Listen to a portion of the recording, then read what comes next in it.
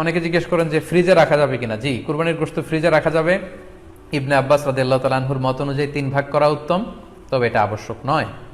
আপনি 1 ভাগ নিজে খাবেন, 1 ভাগ আত্মীয় স্বজন প্রতিবেশীদের দিবেন, আরেক ভাগ গরিব দুঃখীদের মাঝে বন্টন করে দিবেন, এটা উত্তম, কিন্তু এটা আবশ্যক নয়। পুরো গোশত যদি আপনার লেগে যায় আপনি ভোগ করতে পারেন, আর যদি আপনার কাছে অতিরিক্ত গোশত থাকে এটা আপনি আত্মীয়দের দান করুন, গরিব আত্মীয়দের আপনি উপহার দিন, গরিব মিসকিনদের সুবিধা বঞ্চিত মানুষদেরকে আপনি এগুলো দান করুন।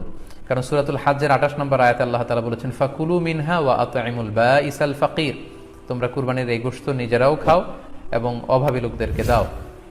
এবং সহিহ বুখারীতে আল্লাহ রাসূল সাল্লাল্লাহু আলাইহি ওয়াসাল্লামের একটি বর্ণনা, আল্লাহ রাসূল সাল্লাল্লাহু আলাইহি ওয়াসাল্লাম বলেছেন কুলু ওয়া আত'ইমু ওয়াদাখিরু, অর্থাৎ কুরবানির গোশত তোমরা খাও, ওয়া আত'ইমু মানে অন্যদের খাওয়াও, ওয়াদাখিরু এবং তোমরা এটাকে প্রিজার্ভ করে রাখো বা জমা করেও রাখতে পারো। অর্থাৎ আপনি চাইলে ফ্রিজে রাখতে পারবেন, আপনি পরবর্তীতে খেতে চাচ্ছেন